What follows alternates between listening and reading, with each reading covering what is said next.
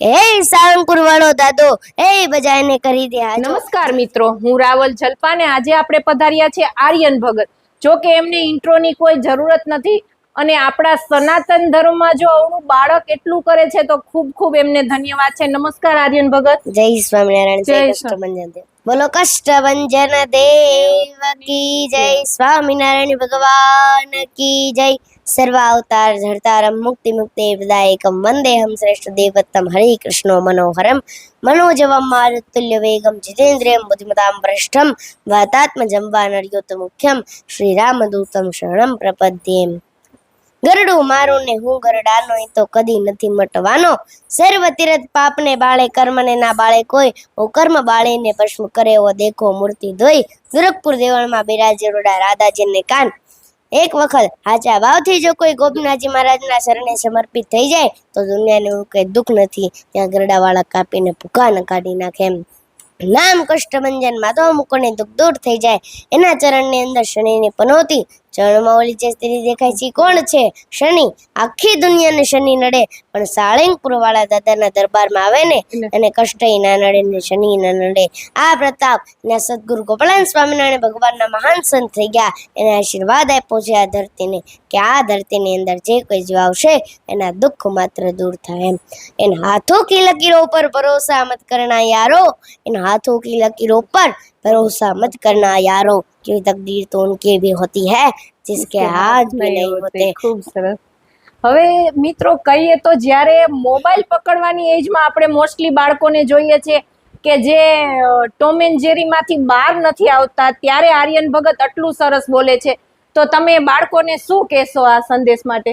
તો મારે બાળકોની વિનંતી છે, આપ સૌ મોબાઈલથી દૂર રહો, કારણ કે મોબાઈલ તમને બગાડી શકે છે અને તમારા આવનારા ભવિષ્ય, તમારા જીવનને બગાડી શકે છે. અને તમારા મા બાપે તમારા માટે સારું શિક્ષણની વ્યવસ્થા કરી છે અને એ તમારા માટે કંઈક આશ, તમારા માટે કંઈક સપનું લઈને બેઠા છે કે મારો જે દીકરો છે કંઈક મોટો થઈ અને મોટું કામ કરે, મોટું પ્રોફેસર બને કે મોટો વકીલ બને. એવા અલગ અલગ સપના હોય છે કે મારો દીકરો મોટો થાય અને એ મોટું નામ કમાય. માટે આપ સૌ બાળકોને વિનંતી છે, આપ સૌ પણ પોતાના મા બાપના સપનાઓને પૂરા કરો અને તમારું ભવિષ્યને ઉજ્જવળ બનાવો. હવે તમારી અત્યારે એજ કેટલી હશે? મારી એજ અત્યારે 9 વર્ષ. મિત્રો તમે જોઈ શકો છો કે 9 વર્ષનું બાળક તમને આટલું બધું ગાઢથી કહે છે કે આટલું કરવું જોઈએ. અને હવે આજે તમને પ્રેરણા ક્યાંથી મળી? પહેલા તો પ્રેરણા તો મને મારા ગુરુજી અને ભગવાન પાસેથી જ મળી છે. અને મારા ગુરુ છે હરિપ્રકાશ દાસજી સ્વામી, અને એમને અમે આશીર્વાદ આપ્યા અને ભગવાનની કૃપાથી, કષ્ટભંજન દેવની કૃપાથી અત્યારે ઘણા બધા અલગ અલગ પ્રકારના પ્રોગ્રામો આવે છે અને દાદાની દયાથી અત્યારે ખૂબ જ પ્રગતિ થાય છે. જેથી હું મારા ગુરુને આનો જશ આપું છું કે ગોપીનાથજી મહારાજ, કષ્ટભંજન દેવ અને મારા ગુરુના કારણે જો અહીંયા સુધી પહોંચ્યા છો. એટલે કહેવાય છે ને, કોઈ પણ પુરુષ આગળ હોય તો એમાં લેડીઝનો હાથ હોય છે, લેડીઝ આગળ હોય તો પુરુષનો હાથ હોય છે. તો તમારા ફેમિલી બેકગ્રાઉન્ડમાં તમને કેનો સપોર્ટ છે? મમ્મી છે, પપ્પા છે, ભાઈ? આખા અમારા ફેમિલીની અંદર મને મમ્મી પપ્પા દર વખતે જ્યારે કોઈ પણ સ્ટડી કામ હોય છે કે કોઈ પણ પ્રવચન કથાઓનું જ્યારે રિવિઝન હોય છે ત્યારે એ પણ મને મદદ કરે છે. અને જ્યારે કોઈ પણ સ્કૂલનું કામ હોય છે, જેમ કે કોઈ પણ પ્રકારનું પ્રોજેક્ટ બનાવવાનો હોય કે એ રીતના જે પ્રોગ્રામો હોય છે એની અંદર પણ મને મદદ કરે છે. હવે જ્યારે સ્કૂલે જાઓ છો, એઝ એ સેલિબ્રિટી જતા હશો મોસ્ટલી, તો ત્યારે ફિલિંગ કેવી આવે છે? માટે બધા જ જ્યારે બાળકો મને જોવે ત્યારે એ લોકોને એની જ ફિલિંગ હોય છે, પણ હું જ્યારે જાઉં ત્યારે હું પોતાને ભગતમાંથી એક વિદ્યાર્થી સમજું છું કે હું ત્યાં એક વિદ્યાર્થી છું. બહાર ભલે હું ભગત છું કે મોટો વ્યક્તિ છું, પણ અહીંયા આવ્યા પછી ટીચર મારા જ ગુરુ છે અને હું અહીંયા એક સામાન્ય વિદ્યાર્થી જ છું. એ જ મારી ફિલિંગ હોય છે. કારણ કે જે બાળક પોતાની સ્કૂલમાં પણ મોટો સમજે છે એ બાળક હંમેશા મોટો રહેતો નથી. જ્યારે નાના હતા, ભક્તિમાં રસ ક્યારથી જાગ્યો છે? તો કે પહેલા હું નાનો હતો ત્યારે અમે સ્વામિનારાયણ ગોપીનાથજી મહારાજનું મંદિર છે ગરડા, ત્યાં અમે દર્શન કરવા માટે જતા. પછી ત્યાં મારા ગુરુ હરિપ્રકાશ દાજી સ્વામીની કથા ચાલતી હતી, એટલે એમને મને કાગળમાં એક પ્રવચન લખીને આપ્યું. એને કીધું કે તારે આ છે ને પ્રવચન કંઠસ્થ કરીને કાલે બધાને સંભળાવવાનું છે. અને પછી મેં એ કંઠસ્થ કરીને સંભળાવ્યું. પછી ગુરુએ કીધું કે રેડી, ખૂબ જ સારું. એવી જ રીતે મને અલગ અલગ રીતે મને પ્રવચન શીખવાડતા ગયા અને ભગવાનની અંદર મને રસ લાગતો ગયો કે ભગવાન જ છે, એ જ બધું છે, ભગવાન નથી તો કાંઈ જ નથી.